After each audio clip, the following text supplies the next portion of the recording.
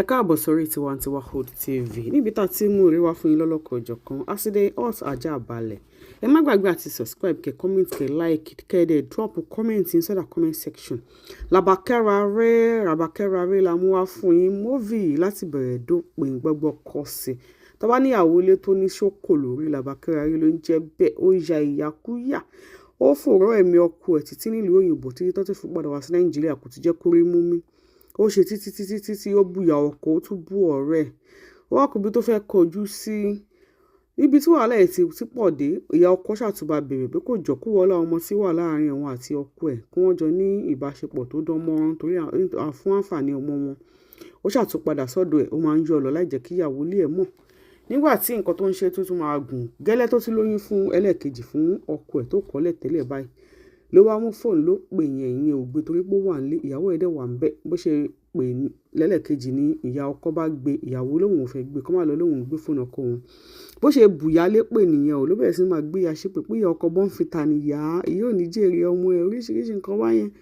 Ìyá bá gbọ́ ìbẹ̀yẹn ṣá ni ó ti họ́bó lọ́kọ fi wá lọ bá a torí bí ìyàwó ṣe gbọ́ ògbèpè tó ń gbóhùn ṣẹ́ pẹ̀lú bó ṣe lóyún nínú nìyẹn bá ní complication ló ṣàgbé lọ sí ilé ìwòsàn.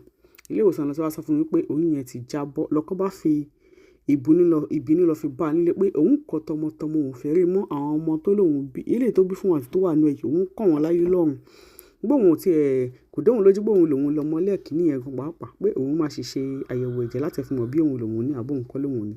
Ẹ wo movie yẹn láti tara ṣàṣàkẹ́ lọ wò ní Adediwura Black Gold TV, níbẹ̀ ni wọ́n ti ń ṣú ẹ̀. Movie náà ó dùn gidi. Ọ̀rẹ́ ẹ̀ tó ti yẹ kó lọ bá àbẹ̀yẹn tí lọ ṣe alátakò ẹ̀ lọ́dọ̀ ọkọ ẹ̀ tó rọ́ ti bú yẹn ó láti 45 kò lọ́kọ kò bímọ. Ó ṣe mọ bó ṣe ń ṣe nílé ọkọ náà ó mọ bó ṣe ń rí.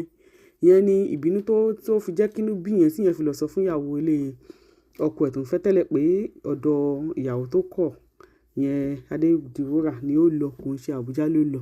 Ẹ wo ẹ láti lọ wo movie yẹn rẹ́rìn àárín tàkìtì ni mo sọ fún yín. Tẹ́ bá ti wá wò tán ẹ padà wá sí comment section kẹ́ wá sọ òṣèré tẹ̀yin nífẹ̀ẹ́ sí jù tí ó deliver lines ẹ̀ jù. Kẹ́ ẹ sọ nǹkan tẹ̀yin retí nínú apá kejì eré yìí.